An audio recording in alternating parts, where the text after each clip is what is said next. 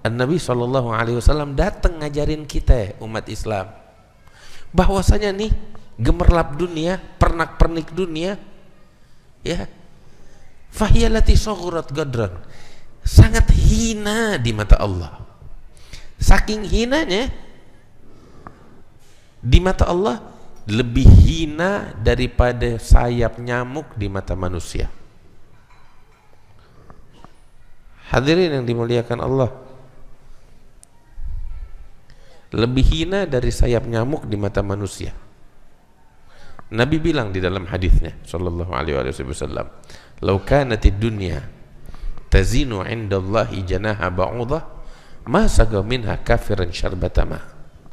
Apabila dunia itu masih lebih berharga di mata Allah daripada sayap nyamuk di mata manusia, maka nggak bakal Allah kasih kepada orang kafir walaupun seteguk air, sekalipun itu seteguk air, bakal dikasih kepada kekasih Allah oleh Allah Subhanahu wa taala.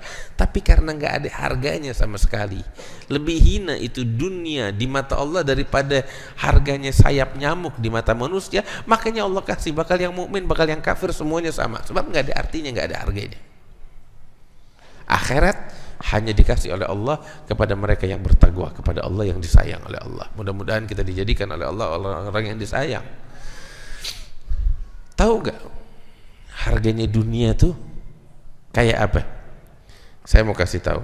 Saya kasih contoh yang lebih dekat.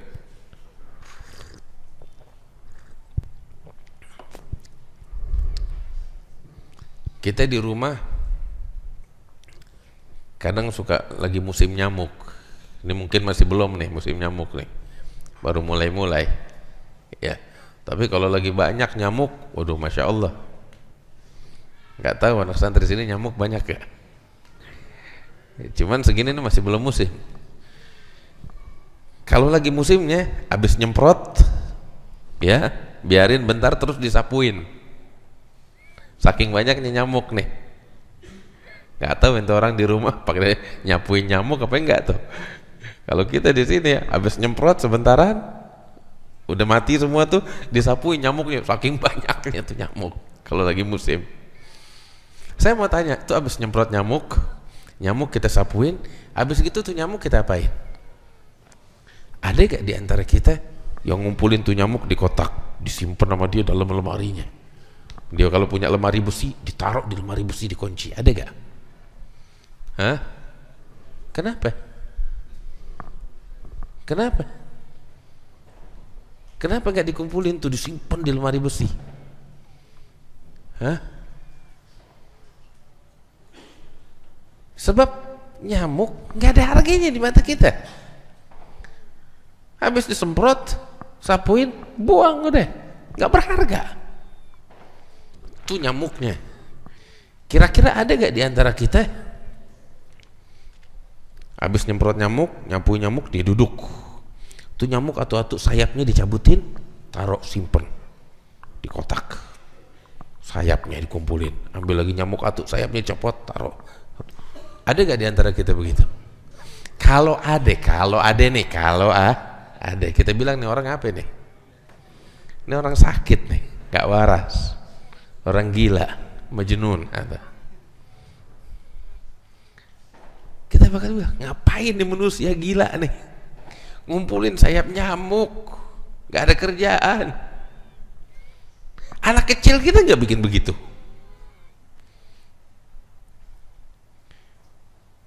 Tuh lihat, gak berharga sayap nyamuk di mata kita kan. Ambil kabar, di mata Allah dunia nih lebih hina dari sayap nyamuk di mata kita. Nah cuman yang bikin kita heran, makanya Syekh Abdul Haddad bilang, fayalillahi min ajabi, heran saya ngelihat manusia zaman sekarang, umat Islam. Nabi ngajarin ini, kalau kita percaya sama Nabi ya, kalau kita beriman. Tapi mereka mengejar-ngejar dunia yang lebih hina dari sayap nyamuk.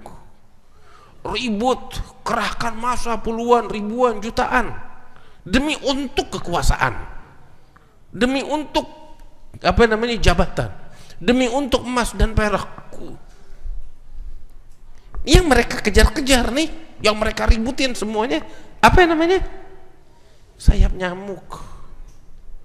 Pernah lihat gak ada orang di jalanan berantem, gebuk-gebukan, ribut sampai ke pengadilan, cuman gara-gara sayap nyamuk? Kita kalau nonton nih manusia gila ini. Kalau ada kata yang lebih di atas lagi dari kalimat gila, kita bakal bilang nih orang. Hakim juga kalau ngelihat, ini siapa nih manusia? Dia apa namanya, kasusnya kasus sayapnya. Tapi ketahuilah, ini keadaan umat manusia saat sekarang, saat ini.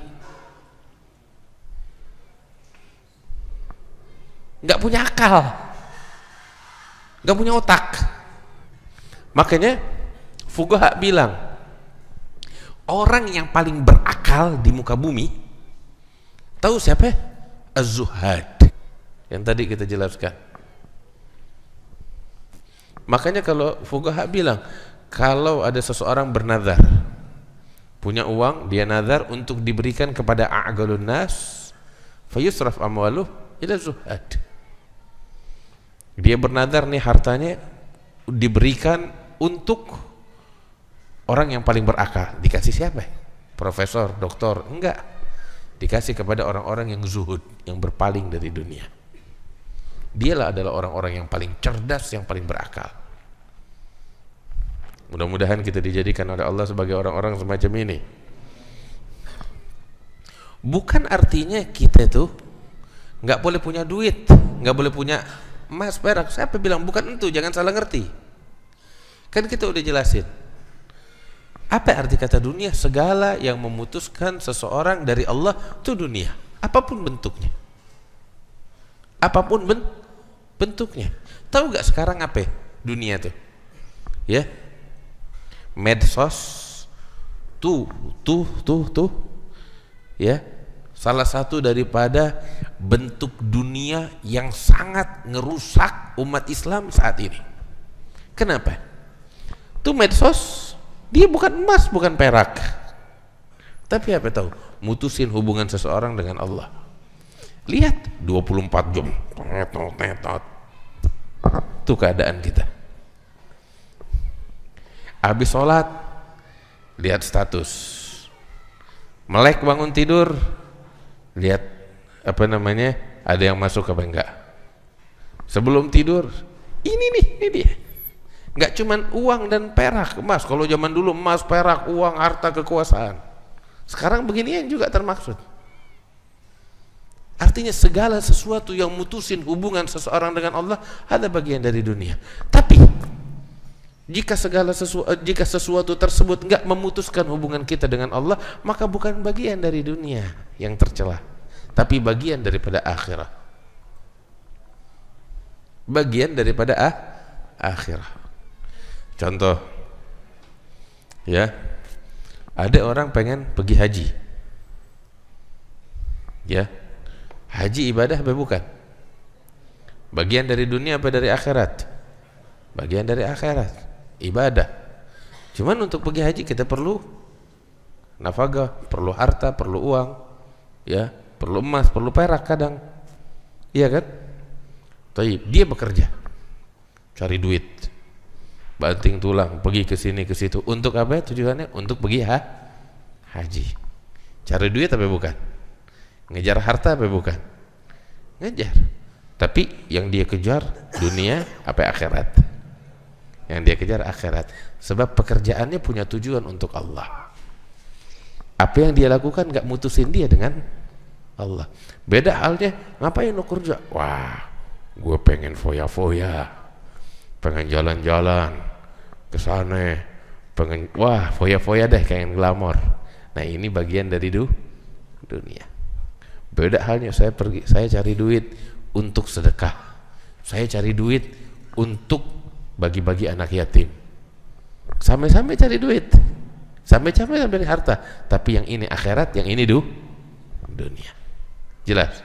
Kita nggak dilarang di tangan kita punya duit, ya, nggak dilarang. Ente jadi orang kaya, silahkan.